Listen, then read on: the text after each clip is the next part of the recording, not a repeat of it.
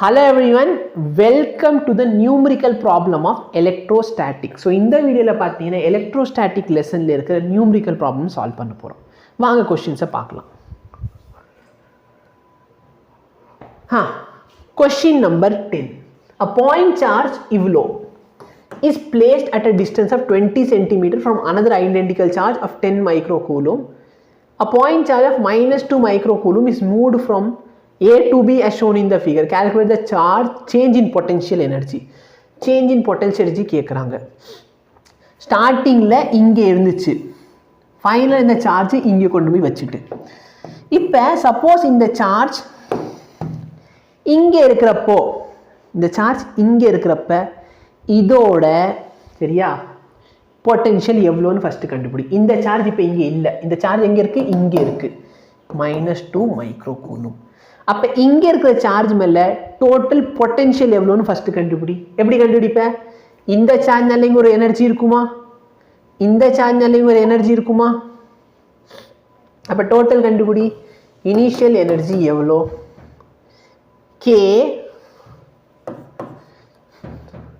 10 into 2 -20 into 10 power -12. ஏன்னா இதுல micro இருக்கு, அதுலயும் மைக்ரோ இருக்கு. Divide by distance எவ்வளோ? 5. அப்போ 5 into 10 power -2. இது வந்து இந்த பாடினால. இதே மாதிரி இந்த பாடினால இருக்கிறது கண்டுபிடி. K into -20 into 10 power -12 by 15 into 10 power -2. ஓகேவா?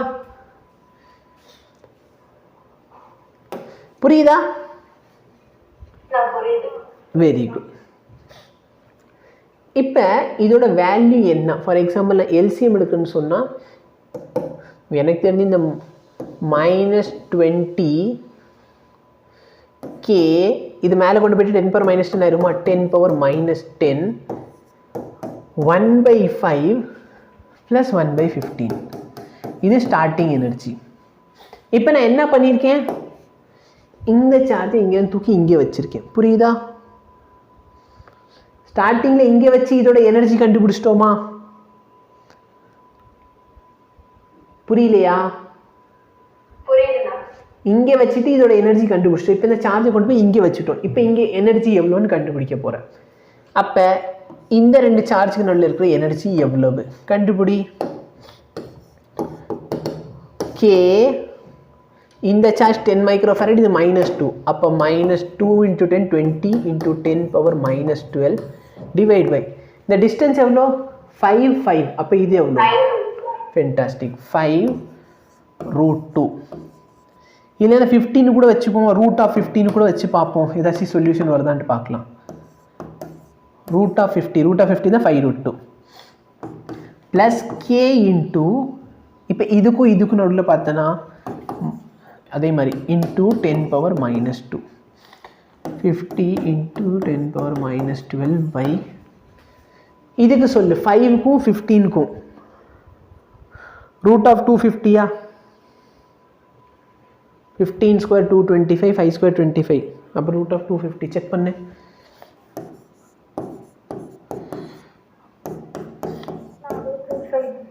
என்னம்மா? √250. Very good, thank you. சரியா? அப்போ இதுலேயும் பாரு, நான் என்ன காமன் எடுத்துக்கலாம்? -20K into 10 power -10 into 1/√50 plus 1/√250. இப்போ இது ஃபைனல் எனர்ஜி, இது இனிஷியல் எனர்ஜி. அப்போ ஒர்க் டன் என்ன? ஃபைனல் மைனஸ் இனிஷியல் போடு.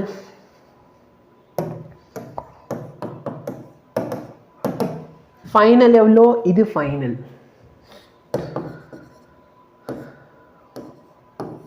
-20K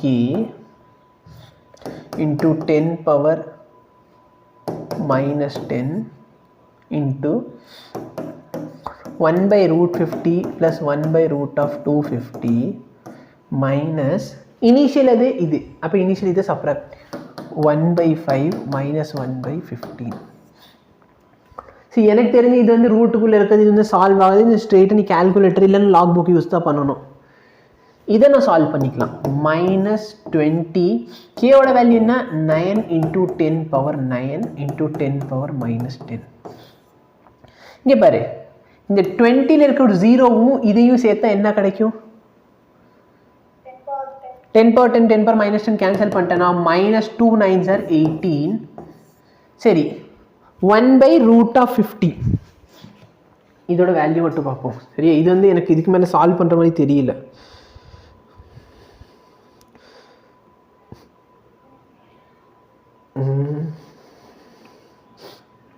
ஏன்னா என்னதான் நீ இதை வந்து 5√2ன்னு எடுத்துக்கலாம் இதை பார்த்துன்னு வச்சுக்கோ 250 வந்து 5√10 எழுதுவேன் பட் அப்பயும் அதுக்கப்புறமே ஒரு ப்ராப்பர் ரிசல்ட் கிடைக்குமான்னு கேட்டால் ரிசல்ட்டாக கிடைக்க போகிறது இல்லை அதனால ஸ்ட்ரெயிட்டாக டிவைட் பண்ணிக்கலாம் 1/√50 0.1414 plus 1/√250 0.0632 minus 1/5 1/5 value enna 0.2 1/15 yes minus 0.0667 இது உட்காந்து ஆட் பண்ணுவோம் டைரக்டாவே எடுத்தீங்களா டிவைட் பண்ணி டைரக்டா எடுத்துட்டேன்ப்பா 0.1414 plus 0.0632 plus minus 0.2 minus 0.0667 minus தப்பாக தான் வருதுன்னு நினைக்கிறேன் வெயிட் பண்ணு 1.4லேருந்து இது போயிடுச்சுன்னா இங்கே 0.6 வருமே அது இது ஆல்மோஸ்ட் கேன்சல் ஆயிடணும் அப்போ 1.414 0.623 தப்பாக ஏதாச்சும் எழுதியிருக்கேன்னா 1/5 எவ்வளோ 1/5 0.2 தான் இது ஆட் சப்ராக்ட் பண்ணால் என்ன வருதுக்கு வரும் இது ரஃபாக கேன்சல் ஆயிடும் அப்போ இது கரெக்டு தான் 0.06 தானே 0.62 okay 0.062 into 18 1.116 joule சரியா 1.116 joule கிட்ட இருக்கா yes 1.11 116 இவங்க 116 112 ன்னு எடுத்திருக்காங்க சரியா நம்மளுக்கு என்ன வந்துச்சு சொல்லு பாப்பா லாக் புக் எடுத்தா செய்ய முடியுமா லாக் புக் வச்சு செய்யலாமே இது இருந்தாலும் செய்ய முடியுமா இல்லனா மேனுவலா செய்யணும் மேனுவலா செய்யறது கஷ்டம் பாப்பா ஏனா 1/√50 நீ வந்து 1/5√2 ன்னு எழுதலாம் கரெக்ட்டா ஆமா அப்ப இத நீ எப்படி சரியா இது வந்து நான் மேனுவலா வேணா சால்வ் பண்ணலாம் இத நான் எப்படி பார்க்க முடியல டைப் பண்ணி பாருங்க 0.2/√2 நல்லா பாரு 2/√2 ஓட வேல்யூ என்ன √2 அப்ப 0.2/√2 ஓட வேல்யூ என்ன கிடைக்கும் நல்லா பாரு √2 ஓட வேல்யூனா 1.414 அத வந்து பண்ணனா 0.1414 இது வந்துருச்சு ஓகேவா ஓகேனா இப்போ நான் என்ன லாஜிக் யூஸ் பண்ணேன்னு புரிஞ்சா இத நீ எப்படி பண்ணலாம்னா 0.2 னி 2/10 ன்னு எழுதலாமா